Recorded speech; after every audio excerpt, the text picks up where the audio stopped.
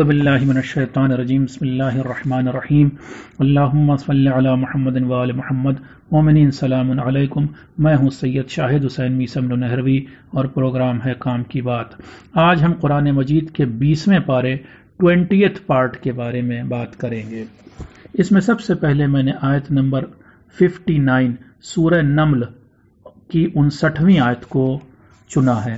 اس میں ارشاد ہو رہا ہے، اے محمد آپ کہیے کہ اللہ کا شکر ہے اور سلام ہے اللہ کے ان بندوں پر جنہیں اس نے چنا۔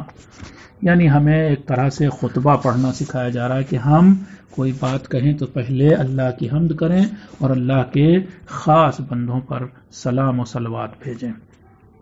نمل 62 اللہ کے سوا وہ کون ہے جو بے قرار انسان کی دعا سنتا ہے جبکہ وہ اسے پکارتا ہے، اور وہ کون ہے جو تکلیف کو دور کرتا ہے۔ یہ وہی آیت ہے جو اکثر ہم لوگ مریضوں کی شفا کے لیے پڑھتے ہیں، امن یجیب المضطر اذا دعاہ ویکشف السوء۔ کون ہے اللہ کے سوا جو دعاؤں کو سنتا ہے اور تکلیفوں کو دور کرتا ہے۔ نمل 69 اے محمد آپ لوگوں سے کہہ دیجئے کہ تم لوگ زمین پر ادھر ادھر جا کر تو دیکھو کہ گزرے زمانے میں مجرموں کا انجام کیا ہوا۔ نمل 80-81 اے محمد آپ نہ تو مردوں کو اپنی بات سنا سکتے ہیں اور نہ بہروں کو، خاص کر اس وقت کی جب وہ پیٹھ پھیر لیں۔ آپ تو صرف اس کو اپنا پیغام سنا سکتے ہیں جو ہماری نشانیوں کو ماننے کو تیار ہو اور سچی دلیل کے سامنے سر جھکانے والا ہو۔ کل ملا کر کے ضدی لوگوں کو حق کی بات نہیں سنائی جا سکتی کیونکہ وہ اپنے ضد پر اڑے رہتے ہیں۔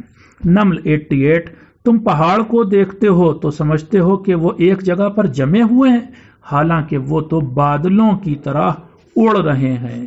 یہ آیت ریسرچ کرنے لائق، تحقیق کے لائق ہے کہ بادل بھی ایک جگہ پر جمے نہیں ہیں بلکہ وہ بادلوں کی طرح، معاف کیجیے گا، پہاڑ بھی ایک جگہ پر جمے ہوئے نہیں ہیں بلکہ وہ بادلوں کی طرح اڑ رہے ہیں۔ قصص 5-6 اگلا سورہ ہے۔ اور اللہ چاہتا ہے کہ جو لوگ زمین پر کمزور بنا دیے گئے ان پر احسان کرے اور انہیں اس زمین پر سردار بنائے اور انہی کو زمین کا وارث بنائے۔ اس کے علاوہ وہ انہیں زمین پر طاقت اور قدرت عطا کرنا چاہتا ہے۔ یہ آیت کہتے ہیں کہ حضرت امام زمانہ علیہ السلام اور ان کے ساتھیوں کے بارے میں ہے، یعنی جن لوگوں پر اب تک ظلم کیا گیا اللہ چاہتا ہے کہ انہیں ہی اس دنیا میں حاکم بنا دے۔ قصص آیت نمبر 2-43 اس تقریباً 44 آیتوں میں پھر سے جناب موسیٰ علیہ السلام کا قصہ بیان ہوا ہے، جو تھوڑے سے فرق کے ساتھ دوسرے سوروں میں مثلا سورہ آراف، سورہ یونس، سورہ شعراء اور سورہ طٰہٰ وغیرہ میں بھی بیان ہوا، اس لیے ہم اسے یہاں پر چھوڑ رہے ہیں، لیکن اس کی ایک خاص کچھ باتیں پیش کر رہے ہیں، وہ آپ سن لیں۔ قصص 23-29 تک۔ اور جب پیغمبر موسیٰ مدین نامی شہر کے پانی کے کنویں کے پاس پہنچے تو وہاں پر انہوں نے لوگوں کی ایک بھیڑ پائی جو اپنے جانوروں کو پانی پلا رہے تھے، اور ان کے پاس ہی موسیٰ نے 2 عورتوں کو پایا جو اپنی بکریوں کو روکے ہوئے تھیں۔ موسیٰ نے پوچھا تم دونوں انتظار میں کیوں کھڑی ہو؟ تمہارا کیا معاملہ ہے؟ وہ دونوں بولیں ہم دونوں اپنی بکریوں کو پانی نہیں پلا سکتے جب تک کہ چرواہے اپنی بکریوں کو پانی کو واپس نہ لے جائیں، اور دوسری طرف ہمارے باپ بھی بوڑھے ہو چکے ہیں، اس لیے آ کر پانی نہیں کھینچ سکتے۔ تب موسیٰ نے ان دونوں کی بکریوں کو پانی پلا دیا اور پھر پیڑ کے سائے میں جا کر بیٹھ گئے۔ تبھی ان دونوں عورتوں میں سے ایک شرماتی ہوئی آئی اور بولی میرے باپ آپ کو بلا رہے ہیں تاکہ وہ آپ کو آپ کی محنت کا بدلہ دے سکیں۔ پھر جب موسیٰ ان کے باپ یعنی حضرت شعیب علیہ السلام کے پاس گئے اور انہوں نے اپنی آپ بیتی انہیں سنائی تو شعیب بولے ڈرو مت، اب تمہیں ظالم قوم سے نجات مل چکی ہے۔ پھر ان عورتوں میں سے ایک بولی اے ابا جان اس آدمی کو کام پر رکھ لیجئے۔ پھر موسیٰ میں ہر طرح کی اچھائی دیکھ کر ایک دن شعیب نے موسیٰ سے کہا میں اپنی ان دونوں بیٹیوں میں سے ایک کا نکاح تم سے کرنا چاہتا ہوں، بشرطے کہ تم میرے پاس 8 سال تک کام کرو، اور اگر تم 10 سال پورے کر دو گے تو یہ تمہاری طرف سے ایک بھلائی ہوگی، میں تم پر کوئی سختی نہیں چاہتا۔ موسیٰ نے سب سن کر کہا یہ بات میرے اور آپ کے بیچ رہے۔ اب ان میں سے جو بھی مدت میں پوری کر دوں گا میرے اوپر کوئی زیادتی نہیں ہوگی۔ پھر جب موسیٰ نے مدت پوری کر دی اور ان کی شادی ہو گئی اور بچے بھی ہو گئے تو وہ ایک دن اپنے گھر والوں کے ساتھ اپنے وطن مصر کی طرف واپس چل پڑے۔ راستے میں ایک جگہ انہیں طور نامی پہاڑ کی طرف سے ایک آگ دکھی، اور پھر آگے کا پورا قصہ جو کہ سورہ طٰہٰ میں گزر چکا ہے، آیت نمبر 9 سے 100 تک میں وہ ہے۔ قصص آیت نمبر 41، اللہ نے فرعون اور اس کے ساتھیوں کو گمراہوں کا سردار بنایا تھا جو لوگوں کو جہنم کی طرف بلاتے تھے۔ قصص 50، اور اس انسان سے زیادہ گمراہ کون ہوگا جو اللہ کی رہنمائی چھوڑ کر اپنی خواہشوں کے پیچھے چل پڑتا ہے۔ قصص 56، اے محمد آپ اس کی رہنمائی نہیں کر سکتے جس کی آپ چاہتے ہیں، لیکن اللہ جس کی چاہتا ہے رہنمائی کرتا ہے۔ قصص 59، اللہ صرف اسی بستی کو ہلاک کرتا ہے جہاں کے لوگ ظالم ہوتے ہیں۔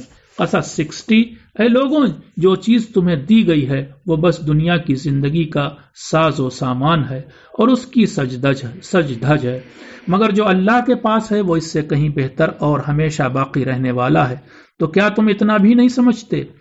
قصص 71، اے محمد آپ لوگوں سے پوچھئے کہ اگر اللہ تمہارے لیے رات کو قیامت کے دن تک کے لیے لمبا کر دے تو اللہ کے سوا کون خدا ہوگا جو روشنی لے آئے۔ قصص 76 سے 77، یقیناً قارون نامی آدمی پہلے موسیٰ کی قوم سے تھا مگر اس نے انہی کے خلاف سر اٹھایا۔ اسے اللہ نے اتنا خزانہ دے رکھا تھا کہ جس کی چابیاں یا کنجیاں اٹھانا ایک طاقتور گروہ کے لیے مشکل ہوتا تھا۔ 40 لوگ لکھا ہے کہ اس کی صرف کنجیاں اٹھاتے تھے، اتنا خزانہ تھا قارون کے پاس۔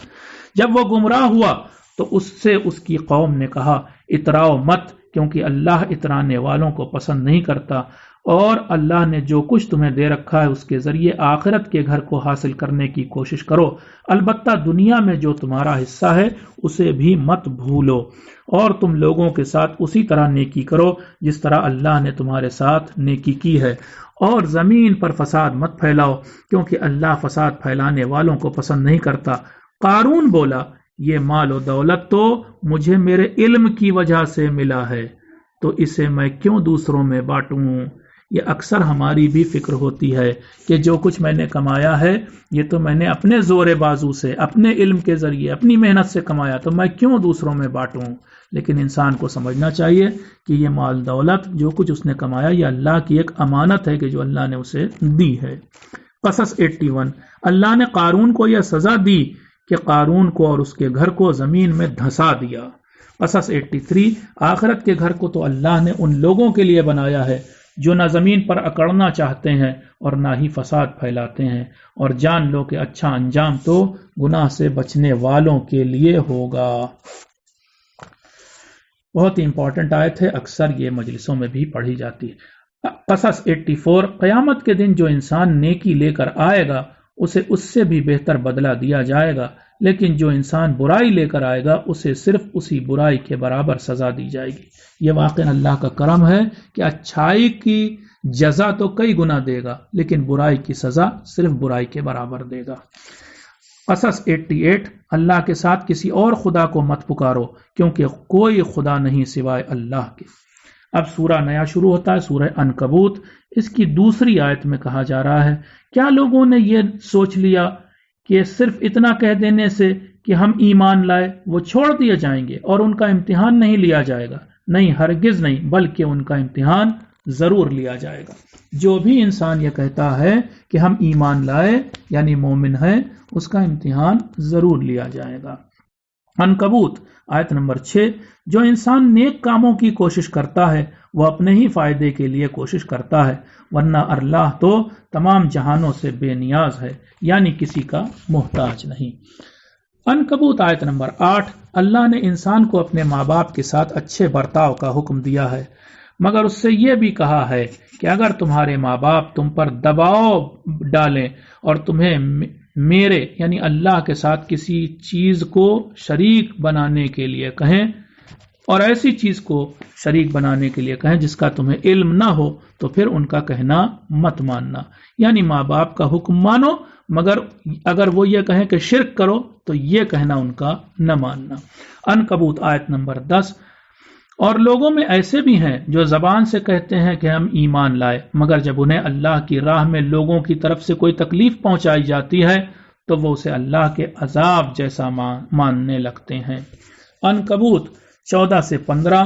اللہ نے نوح نامی پیغمبر کو ان کی قوم کے پاس بھیجا تو وہ ان کے بیچ 50 کم 1000 سال یعنی 950 سال جناب نوح اپنی امت کے درمیان رہے۔ عنکبوت آیت نمبر 20۔ اے محمد آپ لوگوں سے کہہ دیجئے کہ تم اس دنیا کے رازوں کو جاننے اور ان سے سبق لینے کے لیے زمین پر چلو پھرو، پھر دیکھو کہ اللہ نے کس طرح کائنات کی شروعات کی اور پھر کس طرح وہ قیامت کے دن آخرت کو پیدا کرے گا۔ عنکبوت 23۔ جن لوگوں نے اللہ کی نشانیوں جیسے پیغمبروں، کتابوں اور معجزوں وغیرہ کا انکار کیا وہی اللہ کی رحمت سے مایوس ہوئے، یعنی جس نے اللہ کی نشانیوں کا انکار کیا وہی مایوس ہوا۔ عنکبوت 25۔ حضرت ابراہیم نے اپنی قوم والوں سے کہا تم نے اللہ کو چھوڑ کر جن بتوں کو اپنا خدا بنایا ہے وہ صرف دنیا میں آپس کی دوستی کی خاطر ہے، پھر قیامت کے دن تم میں سے ہر ایک دوسرے کی دوستی کا انکار کرے گا اور تمہارا ٹھکانہ جہنم ہوگا۔ اس آیت سے پتہ چلتا ہے کہ دوستی کے چکر میں انسان کبھی کبھی اللہ کو بھی چھوڑ بیٹھتا ہے اور نتیجے میں جہنمی بن جاتا ہے۔ ایک قصہ میں پہلے اس بارے میں سنا چکا ہوں آپ کو۔ عنکبوت آیت نمبر 14 سے 40۔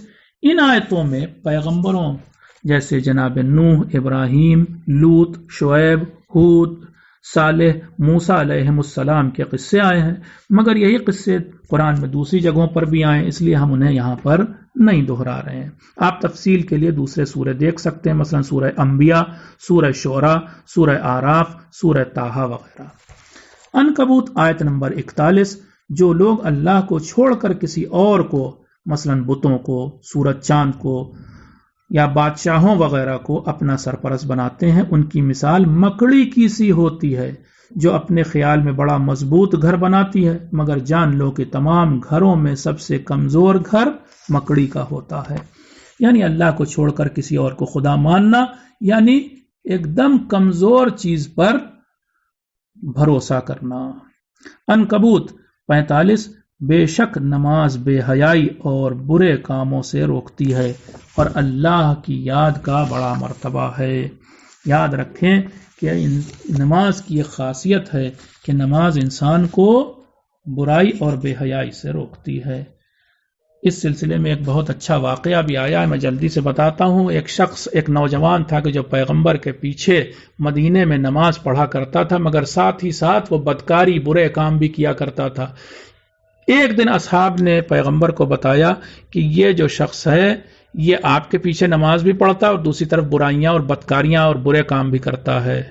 پیغمبر نے اس سے لوگوں سے کہا چونکہ وہ نماز پڑھتا ہے اس لیے ایک دن اس کی نماز ان بدکاریوں کو، ان برائیوں کو چھڑا دے گی۔ اور ایسا ہی ہوا کہ کچھ عرصے کے بعد وہ انسان بالکل صحیح راہ پر آ گیا اور اس نے ہر برا کام چھوڑ دیا۔ تو نماز میں یہ طاقت ہوتی ہے کہ وہ برائیوں کو دور کر دیتی ہے، بے حیائیوں کو دور کر دیتی ہے۔ اسی لیے بار بار کہا گیا ہے کہ ہم نماز کی پابندی کریں، اور پہلے یہ آیت آ چکی کہ ہم اپنے گھر والوں سے بھی کہیں کہ وہ بھی نماز کی پابندی کیا کریں۔ میں سمجھتا ہوں بات ختم ہو گئی یہاں پر، اور سورہ بھی اور پارہ بھی ختم ہو گیا۔ بات کافی ہے یہاں کے لیے۔ آپ سے پھر سے دعا کی گزارش ہے، میرے لیے دعا کیجیے گا کہ میرا اس دنیا سے جب خاتمہ ہو تو ایمان کے ساتھ ہو اور اللہ میرے گناہوں کو بخش دے تبھی اس دنیا سے اٹھائے، اور ساتھ ہی ساتھ جب بھی اس دنیا سے اٹھائے باعزت اٹھائے اور محمد وآل محمد علیہ السلام اور قرآن کے دامن سے وابستہ رکھتا ہوا اٹھائے مجھے اس دنیا سے۔ والسلام علیکم ورحمۃ اللہ وبرکاتہ۔